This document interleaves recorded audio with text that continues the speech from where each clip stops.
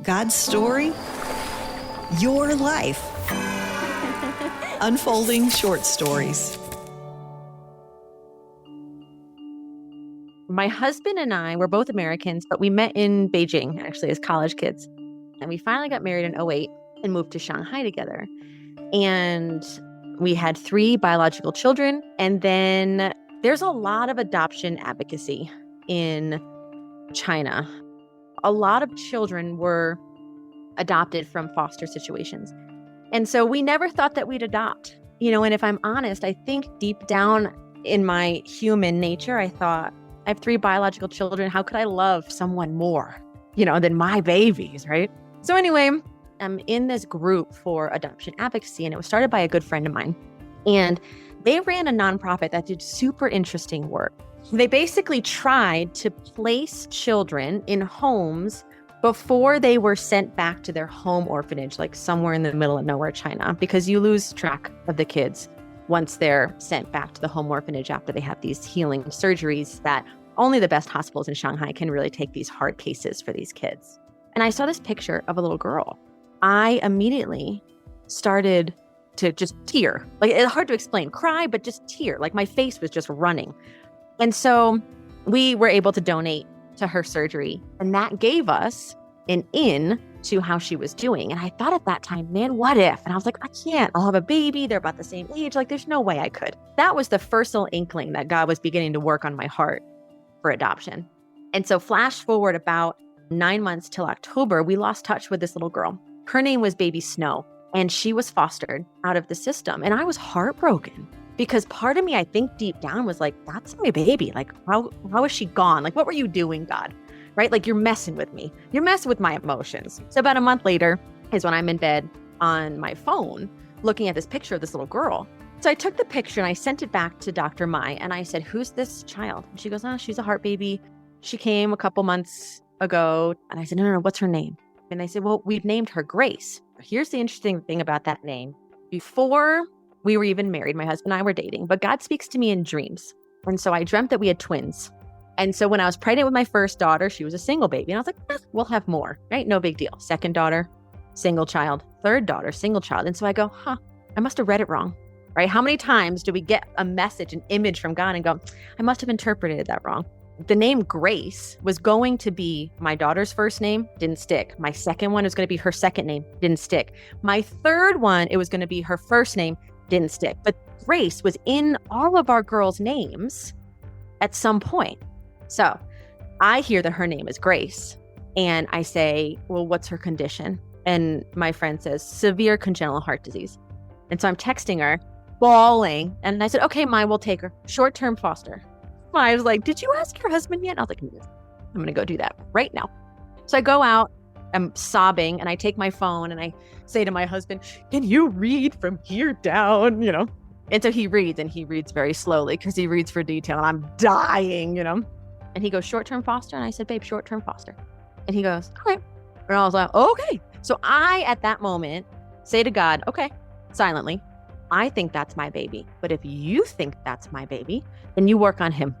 Adoption's a funny thing. One partner can't want to adopt. Like, that doesn't work, right? So that was a Tuesday. The next day he comes home and he says, sit down. And my husband's like not a serious guy. So I was like, did you get fired? I mean, I just was like, what happened? And he worked at an international school and he worked in the admissions office. And so he would tour prospective families all day.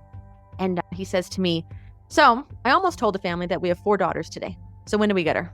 And I was like, excuse me? I was like, get her. He's like, yep, let's do it. And I was like, okay, God, that's interesting. So I message Mai, don't get any response back. Thursday, we sit down with our big girls.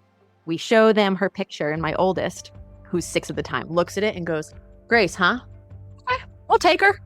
And I was like, uh-oh. Because adoption is never guaranteed. 2, it's super expensive, which we didn't have money set aside because we were not intending to adopt. And in China, fostering to adopt is illegal. The chances of getting matched at that moment were like super slim, right? Less than 1%. And so I start backpedaling. Baby, adoption's hard. We're going to try. And she starts bawling and she goes, Mommy, don't you give me a sister and then take her away. And I said, we're going to do the best we can, baby. Okay. So Saturday rolls along, hasn't even been a week yet. And I see Mai at this special event at my kids' school, a big Christmas bazaar. And we're in this big cafeteria. And I like scream at her, Mai, sit down. I got to talk to you, right? I said, Dad's doing something crazy and you need to know about it. And we need to meet this little girl. And she says, well, what's going on? Tell me about it. And I said, I need to know everything you know about baby Grace. Like, what's her story? So she starts talking about when Grace got to Shanghai. So she's from another province. She needed a emergency surgery. She starts telling the story of her when she got to Shanghai and how they did this big fundraiser and how she needed this heart surgery. And I was like, wait a second, Mai, that sounds like another baby I know. I said, was Gracie ever called Baby Snow? And Mai goes, yeah, how did you know? And I screamed. Now, we're in the cafeteria. It's been a very emotional week. So I told her, I'd take her all the way back to when we donated to her and then we lost touch. Well, they changed her name when she was fostered out of the orphanage to protect her identity. So Mai's like, I think you need to meet her. I think God's doing something. I was like, yeah, I'm dying over here, right? So we meet her on Monday. And so she comes to our home about a week later and fits in so well. She's only 6 weeks older than our youngest biological child. But then it came to the question of finances. How in the world were we going to afford $30,000 to adopt this baby?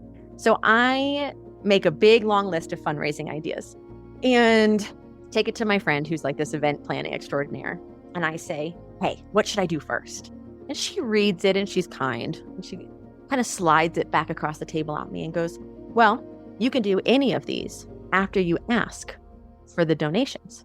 And I was like, what are you talking about? I was like, God's calling us to this baby, not anyone else. Why would I ask for financial support? Pride, right? Of my pride and ego, all the way up there. And she goes, yeah, but I'm a believer. I stand with God to support orphans, but I don't feel called to do it. But I would love to financially support someone who does feel called to do it. And the cool thing about WeChat, this app platform, is you can exchange money on it super simply. So I write this up and it has a QR code for payment. And this is very common in China. You know, if you're going to an event, whatever, scan the QR code, pay. No lie. Every time I opened my phone from Monday to Saturday, money was coming in. $5, $75, $500. Good luck with Grace. Good luck with Grace. Good luck with Grace. 75% were from people I did not know. Then a friend of mine messages me on Saturday afternoon and says, how's the fundraising going? I said, we're about 5,000 short. And she says, consider it done. She wrote a check. Now, this is impossible really to understand or to convey unless you understand WeChat, but there was no way to know where that flyer had gone to. There was no way to tell everyone we had met the goal. But can I tell you that that Sunday, not a single penny came in, not a single penny. And my husband and I attribute that to God going, got you. He did it all in 6 days. And then even he rested on Sunday. We finalized her adoption in May of 2018, and we were matched on paper. So matching means China's government and America's government says, yes, this is a match. And you only get the history in the background once you're matched. So this whole time, we had her in our home as a daughter for 12 months, not knowing anything about her history. So I'm reading her paperwork and, I remember a year prior when I was very pregnant with our third daughter, about to give birth in like 2 weeks. And it was January 14th. We had not named her. And I was like, oh, it's Margie's birthday. My best friend from college. It's her birthday. And Ron and I looked at each other, locked eyes, and we're like, what's the baby's name? Marjorie Rose. So that's what we named our third daughter. And I'm getting her Gracie's paperwork and I'm reading through it. And the day that she was found was January 14th, the same day, same year. And it could have been the same exact time, right? It's like crazy to think about, but it's like God was unbeknownst to us. I have your Grace. Gracie was in our home for the first week. So one baby's crying. I go to open the door. And as soon as I put my hand on the door, another baby cries. And it flashes me to the dream. This is the dream about the twins. And so I go and pick up my baby and I know Ron in my dream, right? My husband has gone to pick up the other baby. I go into my bedroom. I turn around and I know Ron's going to be standing there with a baby in his arms. So I kind of collapse on the bed and he goes, what's wrong? And I said, babe, the dream, the twins. And both of us took a breath and we were like, wow, God, all those years ago, the night after that, I had a dream where there was this massive door, massive, beautiful, ornate wooden door, huge. And it was cracked open. And there was this little figure standing in the shadow of the door. And it was Grace. And it was pitch black on the other side. And Gracie was walking through the door. And God goes, "You coming?" I got her. She'll be fine. Are you coming? I remember her being like, you don't give up an invitation like that, right?